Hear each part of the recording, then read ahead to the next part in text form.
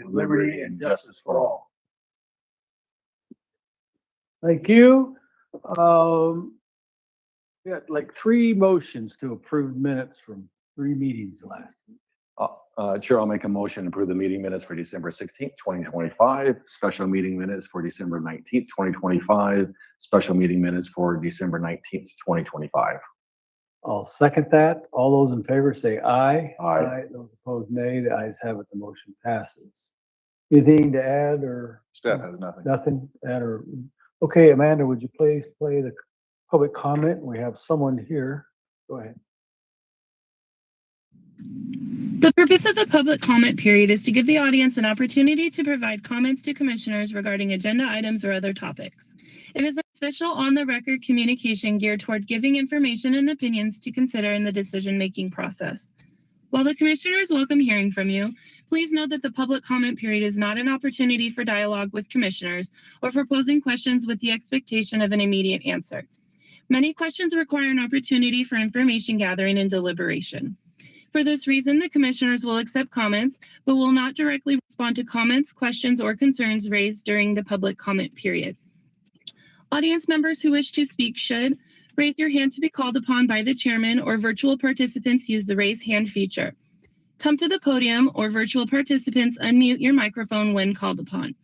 State your name and address for the record. And after speaking, write your name and address on the record sheet. Virtual participants do not complete this step. To allow every participant an opportunity to be heard, public comments will be limited to 3 minutes per speaker. The chairman will indicate when your allowed time has elapsed. In the interest of running an orderly meeting, we ask that you do not duplicate comments made by a previous speaker. Instead, please simply confirm your agreement with previous statements. When appropriate, the commissioners may refer an item identified during public comments to the county administrator for further action. Please note that if a speaker intends to give commissioners any records of any kind as a part of a presentation, the records must be handed directly to the clerk of the board for distribution. Okay, thank you. We have someone here, Michelle from Pasco. You can come forward. Please give us your last name, pronounce your last name. Michelle Andrews, 1421 Road 77, Pasco, Washington, and good morning. Thank you. I'm here to bring an update. I've come before you several times talking about constitutional compliance committees. They are to assist county commissioners who are incredibly busy running the county and working with the state government, and therein lies the issue. We have discovered over a very difficult study a number of issues with our Constitution and the way our state government is running. Currently, they are now proposing a income tax on payroll. That is unconstitutional. In order to enact that, they can't pass a law or legislation. They must amend the state constitution. The same for minimum wage, gentlemen. The same for the invasion that we're experiencing, calling us a sanctuary state, violates every constitution, including U.S. Constitution. There is now movement with the Eastern Washington COG to address something that you are also having to bear under, which is the Supreme Court organizing their courts, requiring more public defenders. They're not giving us any more tax money to cover that. That is legislated by Washington State, but again, they did not amend the Washington State Constitution to do so. The county commissioners are our first line of legislators.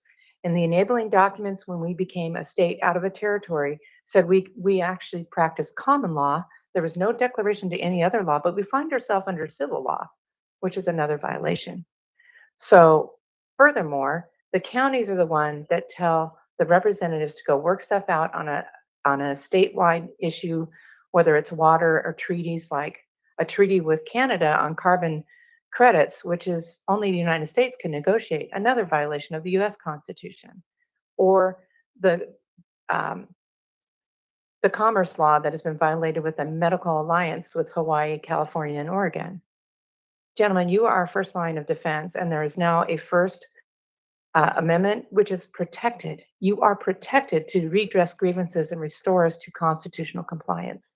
So I implore you to do a workshop, get the full information. Our state has not educated you properly, nor do they value it, because tyranny works for them. And I say that in the strongest of terms. I love the work that you do. came out of a job where I had so much energy, I didn't know what to do with it, and decided to try to help my government. And I started to stand under what you have to do. I know you have difficulties with Franklin, but there is a coalition building that is far more important, and you have other Eastern Washington counties. And the thing is, anywhere in the state where our Constitution is not being abided by, we, as a party of the contract, have the right to enforce it. I can go to any county and enforce it. But I'm calling on you to do a workshop, find out what you can do, and stop this legislative session until all of our constitutional crises are dealt with. Thank you. Is there, does that coalition have a meeting, regular meetings at all? Yes, and I would love you to be a part of it. There's only 3 counties in Eastern Washington that don't go to it. It's every other month, and it's the last Friday of the second month. And I think the next one is in January, where the first draft will be given. We have prepared resolutions for counties to enact this. We're helping counties work through their own constitution. We have bylaws, we have training. Where's the meeting held? It's up in Davenport, sir. Davenport? Mhm. Can you get that information? I absolutely will. Thank you. Appreciate it. Yes, sir. Appreciate it. Anyone else here in Prosser wishing to come before the board? Anyone in Kennewick? We got WebEx up here. Is Jim on WebEx? Go ahead, Jim. Happy New Oh. Year. Happy New Year. I'm sorry. I meant to hit just the mute button to listen. Thank you. Okay, okay. Well, you can take your hand down then. Thank you. I don't see anyone else. Anyone on the phone? You guys back there? No. Okay, with that, I'll close public comment. And we'll move on to the consent agenda items A through I, long one. I'll make a motion to approve the consent agenda items A through II. I'll second that. All those in favor say aye. Aye. Those opposed, nay. The ayes have it. The motion passes. That was a lot of ayes. Yeah, aye. Scheduled business, community development block grant, Mr. Sullivan. Good morning. Right. The contract I have with you before you today is from the Department of Commerce. It's federal dollars that are for the non-entitlement areas of the counties. So the outside of Pasco, Kennewick, or Richland. The contract original start date, or the grant start date, was July 1st. I think this was one of the programs that got affected by the government shutdown. And then they got the award to me about a month ago, but we had a question about, because we're self-insured, I needed written permission from Commerce that, and it was wording in the contract that they were aware that we were self-assured and that self-insured, and that they approved that. And so when I got the award, I had made the request for them to provide me with written verification that that it was acceptable. And what I didn't know was the contract manager was out on personal leave for a couple of weeks, and so we didn't get this wrapped up until just a couple of weeks ago, which then got it on this agenda. That's the backstory and why it's so delayed getting it to you. It's for housing services in rental, utility, those kinds of things for the smaller communities in the counties. We contract these dollars to CAC, Community Action Connections, and then they have staff that actually go into the communities, usually one day a week, and provide the housing services. So it's not a huge dollar amount, but it does make it more convenient for people living in the outlying areas, so they don't have to come into my office in Kennewick. Does Commerce audit those? They do. They do. Yeah. We're not. Okay. Well, Commerce audits us, and then we monitor CAC. Okay. Just for a quick question on this, I think, are they located in Pasco? They are. I was actually on that committee for a while there. I think I was on their finance person as well. when I was in the city of Richland, over there in the city councilman. And it looks like it ends on June 30th, which coincides with us, Correct. both Yep. Franklin and Benton County doing their Yep. thing. Okay, perfect. And so I'll have there will be another contract I come back with. I don't think it's next week, but it might be the week after, our contract with CAC to actually administer the program. All right. All right. If you're okay with it, I'll make a motion to approve the contract 25-64210-002 CDBG with the Department of Commerce. Second that, all those in favor say aye. Aye. Those opposed, nay. The ayes have it, the motion carries. Okay. Thank you, Kyle. Thanks. Tom, permission for event center to submit application for a host site, Vietnam Veterans Wall That Heals at the fairground. That's correct. Good morning, Commissioners. Morning. So I am here today asking for permission to sign and submit an application for Benton County to be a host location in 2027 for the Wall That Heals. It's a 3/4 scale replica of the Vietnam Memorial Wall that's in DC. And 3/4 scale can be a little deceiving. It's 375 feet in length and almost 8 feet tall. But there's some pretty stringent requirements to go along with being a host site. We would be working with the Columbia Basin Veterans Center to be able to produce and comply with all those requirements. Obviously, you got to have a location big enough. It has to be accessible and open and free to the public 24 hours a day. They're typically on site for 3 to 4 days. But then where the Columbia Basin Veterans Center would come into play is we have to organize community events around the wall. But from the county standpoint, while I'm here asking for permission to do this, there would be some cost to us. And while it's free to the public, we would need some level of security to be on site with the wall 24 hours a day, promote it and advertise it in the community. So there'd be a cost. It wouldn't be a normal event that we just host and I sign the contracts for those events, but there would be a cost to us for that. Do you have any idea cost wise? Not How to yet. help? We just have the requirements that they have on their website and application. If we were to be chosen as a host location, we'd be able to get a lot more of that information. Okay, well, I'm willing to look into that. So, yeah. So I think if we contact all the media as far as television and the paper and stuff like that, I think they'll do and do an interview with them. I think that will help promote that. I think we can go ahead and get with some of the other veterans groups, VFW and all of them, to go ahead and just contact them. They can get the word out as well. But I think doing a lot of media will definitely help, and that's free publicity right there, putting on our county website. There's a lot of things we can do. I think it's a great idea. It's very respectful, and for everybody that served during that time. So I'm ready to make a motion. So I move to allow the event center director to submit the application for host site of the Vietnam Veterans, the Wall That Heals at Benton County Fairgrounds and Event Center. Second. All those in favor say aye. Aye. Those opposed, nay. The ayes have it. The motion passes. Thank you. Thanks, Tom. Mr. Blaine, is he here? I can see him here. Oh, okay, you're in Kennewick, yeah. Okay, applying for grant funding from the Washington State Department of Agriculture for the purpose of providing Benton County funding for capital projects. Make health and safety improvements. Go ahead, Robert. Good morning, gentlemen. You hear me okay? Yeah. Yes. Yeah, appreciate the opportunity to present today. As you recall, earlier this year, we were successful at applying to the WSDA for the Fairgrounds capital improvement funding. We applied earlier for both the new bridge and the ADA access to new grandstands.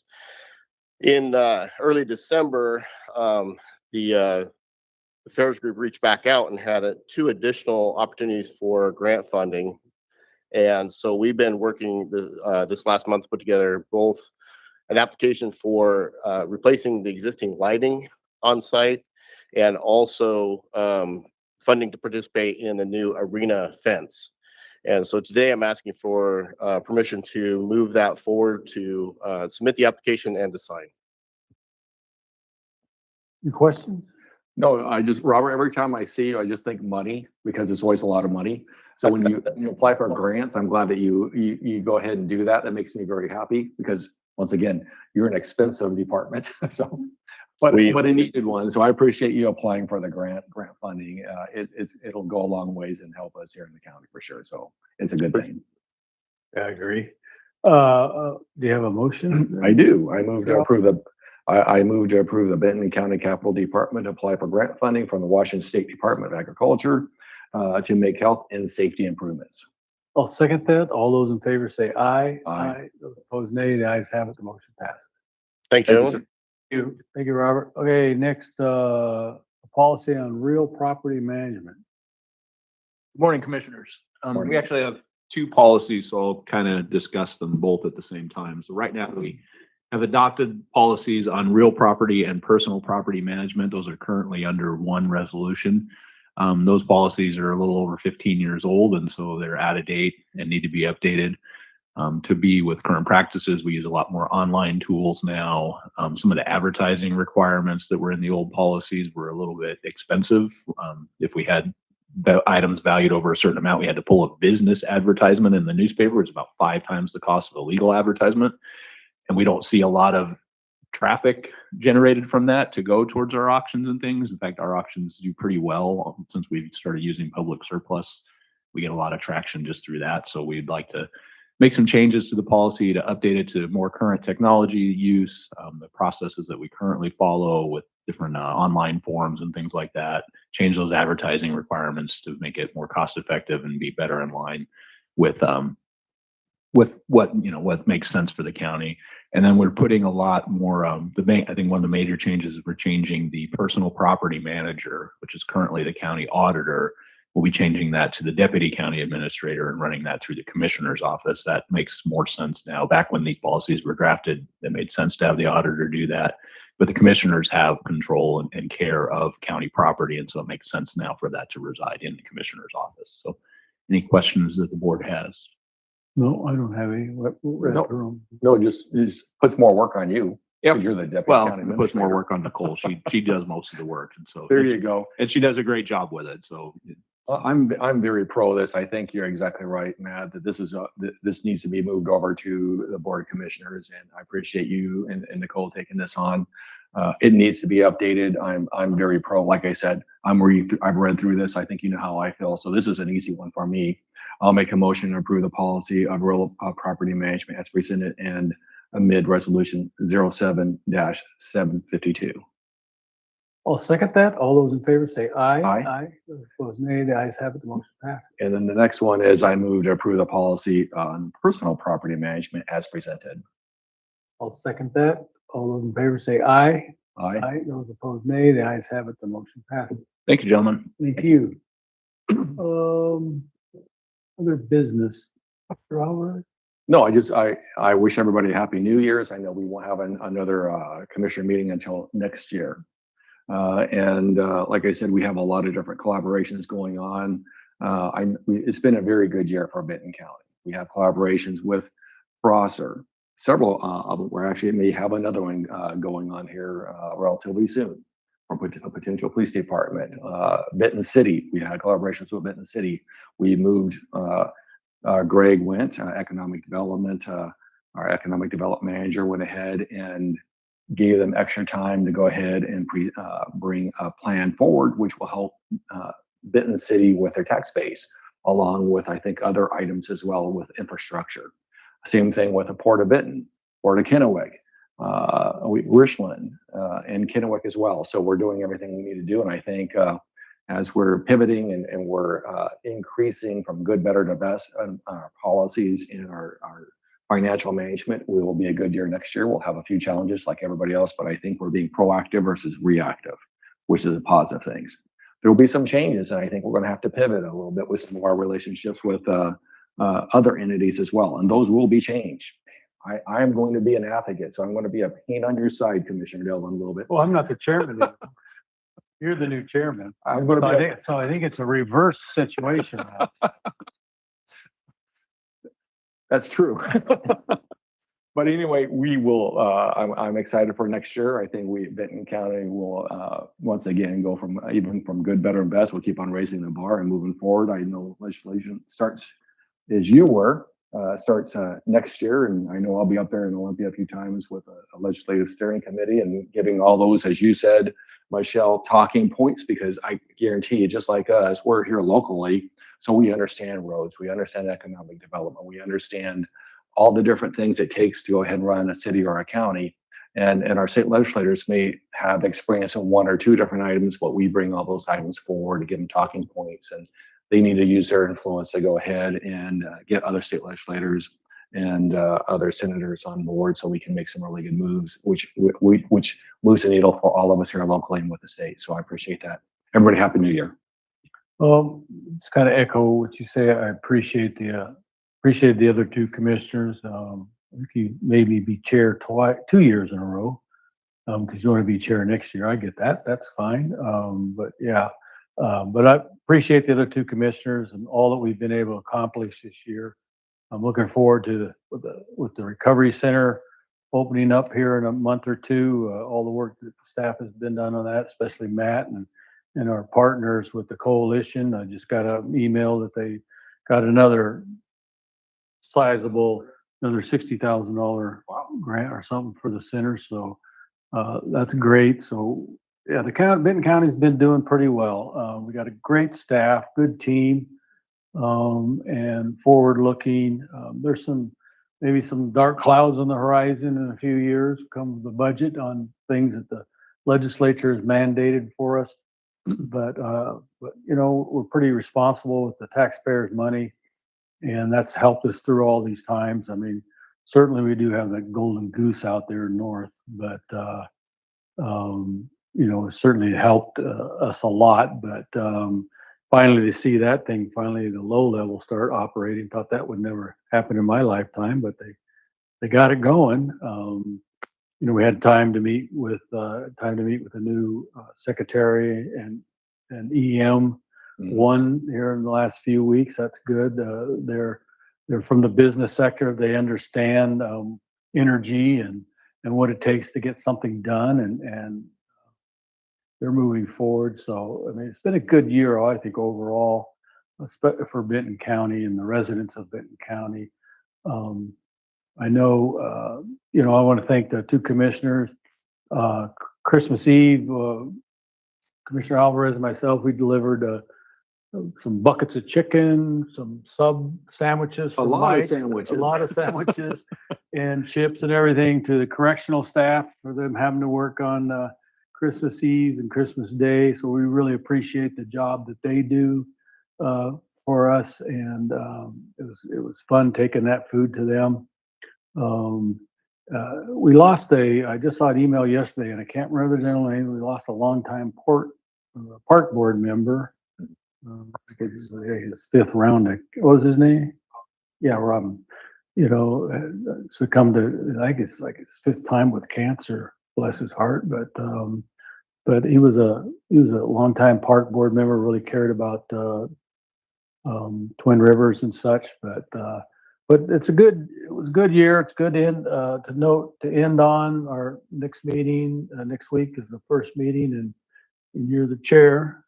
Who's vice chair? Is that little thing on Commissioner McKay or? We were having set to have discussion next week. So Oh, okay. to be decided. So we can get rid of that. I can get rid of that library board thing.